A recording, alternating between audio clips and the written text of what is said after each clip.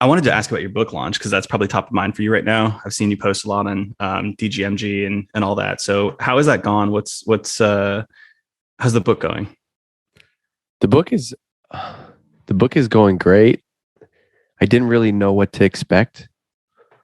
Um, I was kind of nervous about it because it's a big deal, like a physical book.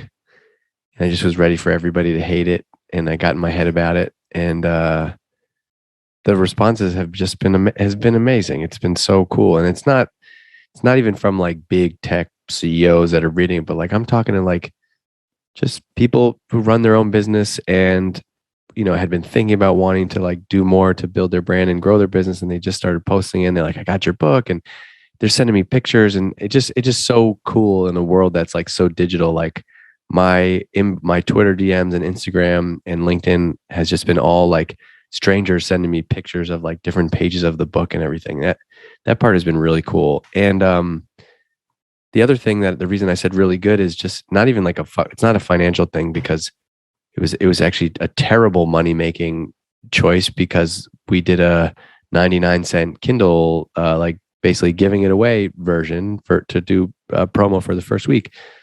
But like, it's been such so many people that I haven't talked to in like years have like reached out this week to reconnect for some reason, which is so funny, because like all the stuff that I talk about in Founder Brand, like I've talked about in DGMG, I talk about a lot.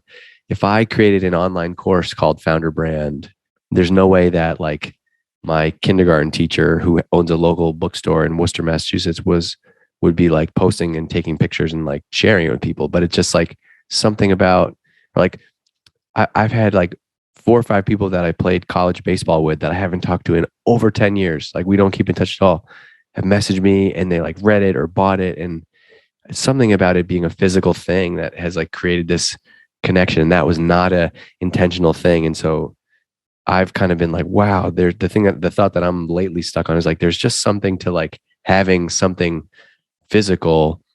And so I don't even care, like, people can say whatever they want about the book after they read it. You can have your own opinion on it. I'm not expecting everybody to love it.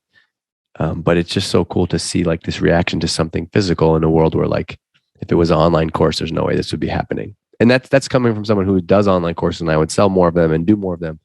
It's just an observation, right?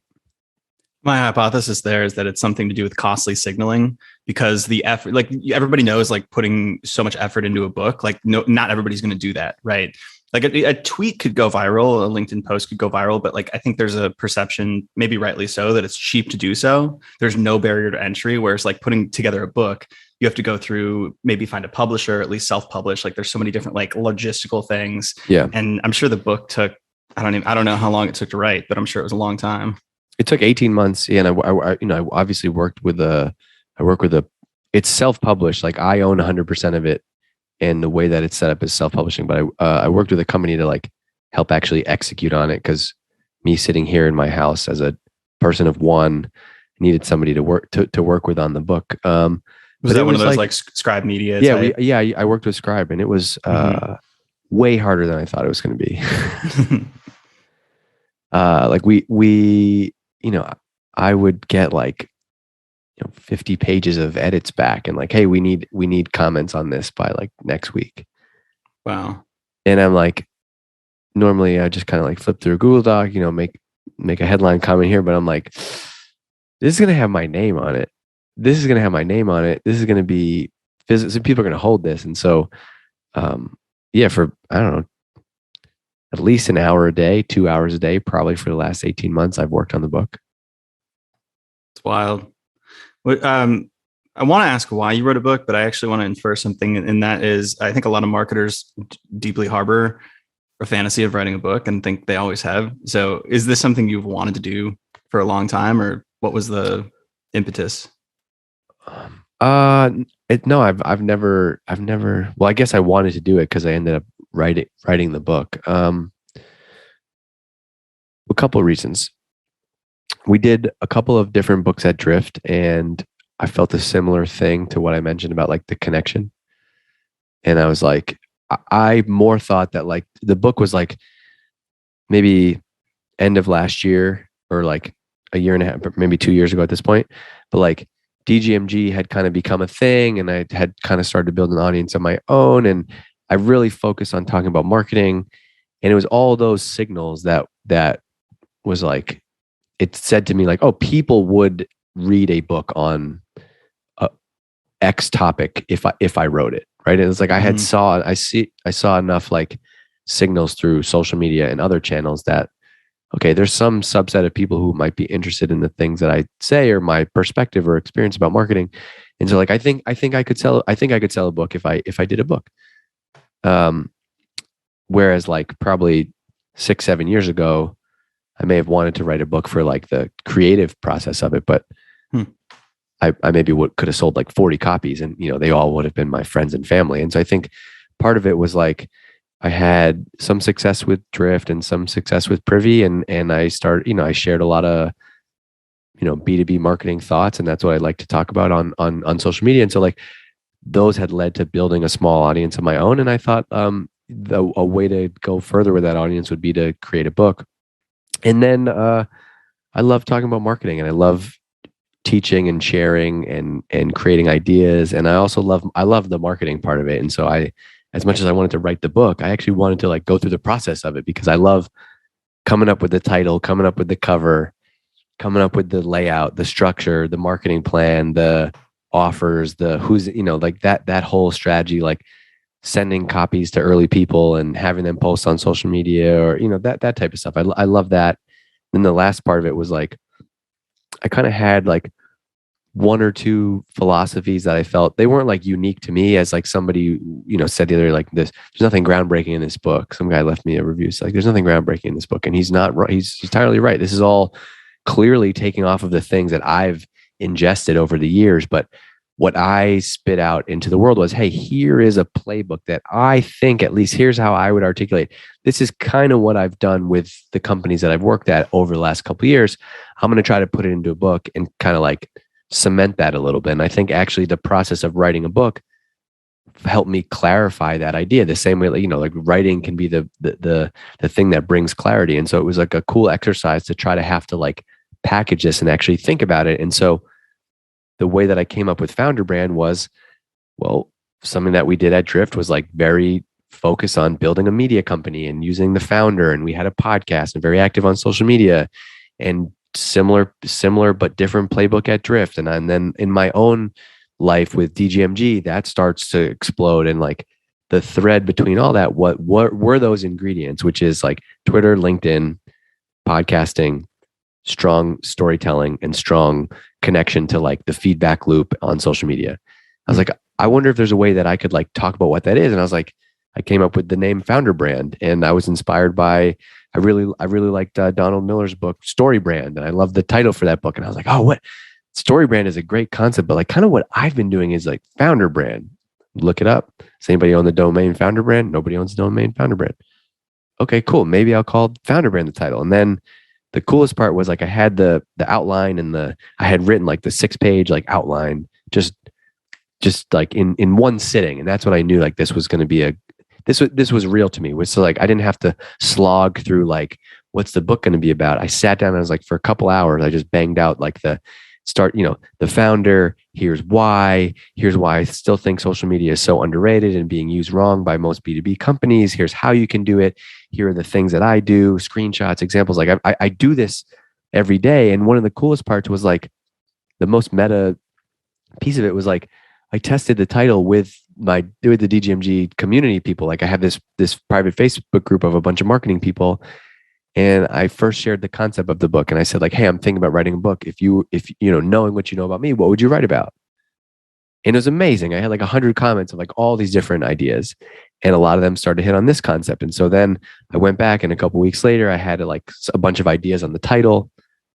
In the title, you go through the title process, and like I shared an idea for the title with the community, and people gave me feedback on it, and they tweaked it. And so it was super cool to be able to like actually test it along the way with the community. And then like the ultimate lesson is like, that's kind of what I talk about in the book, which is like at Drift, we built up this engaged audience of people through a podcast, Seeking Wisdom, which had nothing to do with the product that we were selling, but that created super fans. It created this like amazing connection with people. That created our initial audience that helped us get initial traction, which helped us get our existing customers. And so I've seen just like the power of building an audience, what you get from that. And like, you and I recently just worked together on some content stuff, but like all the ideas that we came up with for content were basically driven through the community. And so the thing that I talk about in the book is how it's not just about publishing on social media to like be vain and like gain followers. It's about this like insane marketing hack, which is, I hate to even use it as a hack, but it's like, if you have an audience, you can literally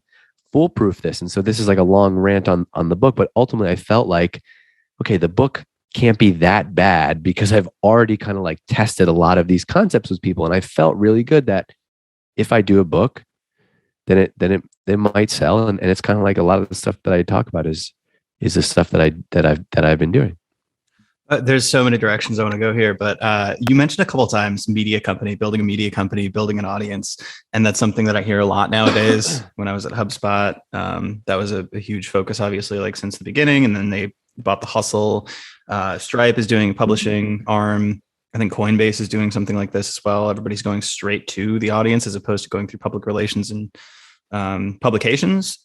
But I don't feel like anybody's really truly defined what a media company means in the context of like a B2B brand. I think you are a media company in many ways right now. And I think like Drift was a very good example of that. So like, how do you define like a media company outside of, I know you mentioned the channels that could be useful for this, like Twitter and LinkedIn, and you mentioned storytelling, but like, how do you go from like going through the motions in those places to actually building something that people care about and want to follow? Well, okay. I think that, I don't know, I've never had to like give a sexy definition to a media company, but I think like, I would say that it's probably something like an entity that puts out content about a particular topic and attracts in with the goal of attracting and building an audience of people who might be interested in that topic. And so that could be, you are the hustle and you talk about entrepreneurship and you these like unique business ideas, and you're going to build an audience of entrepreneurs or solopreneurs or wantrepreneur, whatever they are. Right. And, I talk about this a lot because I think that I mostly talk about B2B companies. That's your world on this, right? Like mostly Yeah, B2B, I would say for the B2B most part. Yeah. Okay. For the most part.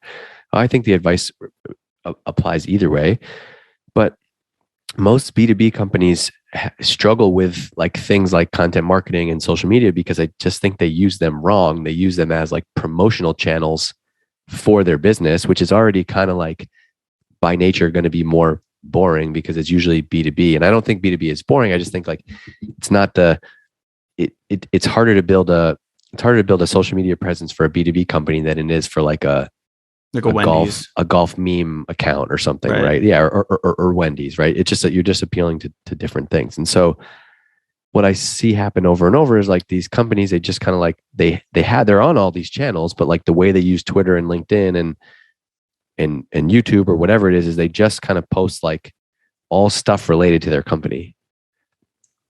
When I think the real way to like actually build an audience and build a following is to be like the number one resource or a top resource for your dream customer and work backwards from there. So like if you are if I want to build an audience of event marketing people and I'm an event marketing software company, the way that I will be effective at building an audience on social media will be through trying to make that event marketing person laugh, smile, share something, learn something, get something new, to be the number one resource for that. And so if you and me just had our own side hustle, we're like, we're going to build a newsletter for event marketing people, and it's just going to be awesome.